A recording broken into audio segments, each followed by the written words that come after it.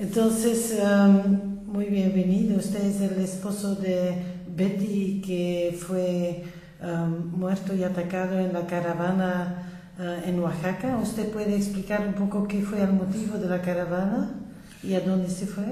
Bueno, la caravana iba o se dirigía al municipio autónomo de San Juan Copala, donde viven 80 familias, más de 800 gentes, en una situación sitiada por un grupo que se llama Uvisor, un grupo paramilitar, y que no cuentan con los servicios más elementales: agua, luz, el acceso, el derecho al libre tránsito, porque tienen un retén montado, no tienen medicamentos, no hay doctor, no hay maestros. Es un pueblo que ha optado vivir por la autonomía. Sí, es una comunidad que definió que el estado de Oaxaca es un estado tan corrupto, tan lleno de tantas mafias, que ha preferido iniciar sus propias formas de organización, ya que los pueblos indígenas mantienen ese tema de los usos y la costumbre de poder evocar el convenio 169 en materia de derechos y cultura indígena y poder decidir su destino como pueblo indígena en su camino, obligando a que el Estado tenga la intención en su momento de ser reconocido. Pero esta caravana precisamente iba a apoyar a esta comunidad, a este municipio autónomo, y desgraciadamente fue emboscada la caravana, donde iban más de 26 gentes. El grupo se llama Uvisor, Unidad de Bienestar Social para la Región Triqui, que fue creado por el propio gobierno del estado, ¿no? En ese entonces, en 1994, por el secretario de gobierno, quien lo forma y quienes le dan los recursos. Y a partir de ahí todos los gobiernos lo han usado para contención social, algunas gentes que han estado mantenidas como un poder fáctico ahí en la zona, para amedrentar, para mantener control político de la gente, para golpear, para hacer uso de sus recursos sin consentimiento de los pueblos, ¿no? El problema no es nuevo. El problema no es nuevo, pero el problema tiene que ver con los cacicazgos políticos de la zona, tiene que ver con el control de la zona, con el despojo hacia las comunidades, la discriminación hacia los pueblos indígenas, la discriminación y el racismo hacia los pueblos triquis, ¿no? Esto tiene que ver con temas de los partidos políticos que han buscado usar a los triquis para sus fines políticos, tiene que ver con dirigencias de organizaciones que buscan que los triquis sirvan para hacerse ricos del trabajo de ellos, a costa de ellos, y tiene que ver con recursos públicos que no llegan a la comunidad, porque justifican que hay violencia y esos recursos se quedan en manos de los gobiernos municipales y del gobierno del estado. En este caso, millones de pesos que usa el gobierno de Ulises Ruiz para campañas electorales. Y ahora, bueno, quieren modernizar la región, dicen, tienen el plan Pueblo Panamá, que va a traer infraestructura, energía, dicen.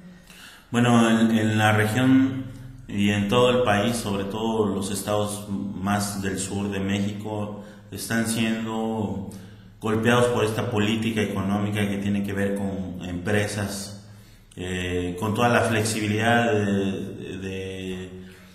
flexibilidad legal que permiten, ¿no? Supuestamente, para que las empresas puedan llegar a invertir a los pueblos donde hay más riquezas, a las comunidades indígenas, y saquear su mina, saquear su agua, saquear sus recursos naturales, su cultura, sus plantas, o sea, poder saquear todo lo que hay en las comunidades indígenas, ¿no? Entonces estos proyectos no son nuevos, son proyectos que han venido imponiendo a partir de toda esta política neoliberal, antes de Salinas de Gortari, pero más fuertemente con Salinas, porque modifica las leyes para que las empresas transnacionales o europeas o estadounidenses puedan llegar, o de cualquier parte del país, del mundo, puedan llegar a hacer inversión, porque entonces ya privatizaron la tierra social, y entonces cualquiera puede comprar ahora tierra social en México. Eso antes estaba prohibido, ¿no? Usted también fue al Parlamento Europeo. ¿Qué pide usted a Europa? ¿Qué podríamos hacer? ¿Qué podría hacer Europa? Primero decir que la forma y el asesinato de Betty, ¿no?, y de Yuri fue un asesinato premeditado, fue planeado y diseñado por gente que estaba entrenada, gente que actuó de una manera violenta, ¿no?, criminal, de una manera que arrebató la vida de mi esposa y de Yuri. Y el estar aquí es primero que conozcan lo que ha pasado en Oaxaca, no de terceras manos, sino directamente de quienes estamos dolidos, de quienes estuvimos en esa caravana, de quienes nos duele todavía esto porque nos arrebataron algo fundamental y porque creemos que nuestro dolor puede hacer sensible a esta gente. Pues venimos aquí a decirles: queremos justicia. Sabemos que si hacen justicia para Yuri, hacen justicia para Betty. Pero si no lo hacen así, se quedará como cualquier otro caso en archivos muertos que jamás van a detener a los responsables. En México tenemos todas las pruebas, la PGR tiene ya todos los datos y las pruebas y declaraciones de quiénes son los responsables.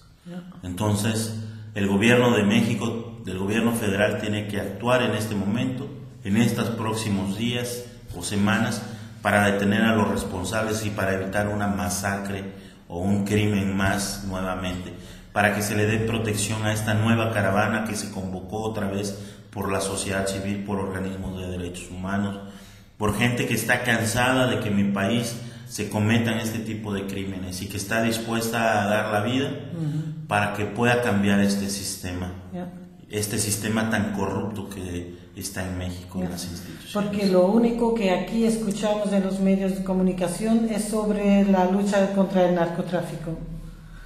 Y eso, bueno, de lo que pasa en las comunidades no oímos nada.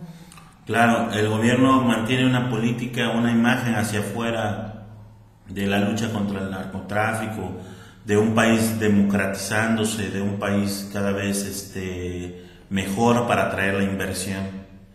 Y bueno, en corruptela con los grandes monopolios que muchas veces no son de nuestro país, ¿no? Buscando cómo apoderarse de los recursos de nuestros pueblos. Pero en la realidad en México hay una resistencia brutal, hay una resistencia en las calles, hay una guerra en las calles donde la gente está defendiendo su derecho a ser respetados, está defendiendo su derecho a ser reconocidos.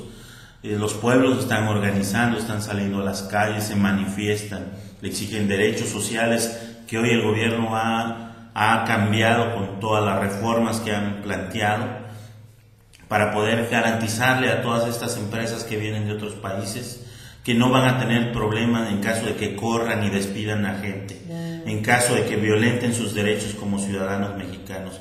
No van a tener problema porque van a tener sindicatos a modo de cada una de las empresas. Entonces, esos son los conflictos que pasan. En mi país la gente se levanta y se organiza y está luchando porque está cansada de proyectos de gobiernos neoliberales, de proyectos que despojan y desplazan a comunidades enteras, de que se esté asesinando a dirigentes campesinos, a mujeres, a niños, a pueblos enteros por una política neoliberal que se sigue manteniendo a costa de todo.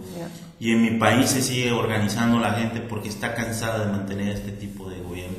Por eso construye municipios autónomos, por eso construye policías autónomas comunitarias, por eso los municipios autónomos en Chiapas, porque creemos que no pueden seguir las situaciones como hasta ahora, como ha seguido con un gobierno que no le interesa al pueblo y que solamente utilizan al pueblo para hacer mano de obra barata para estas grandes empresas que vienen de fuera.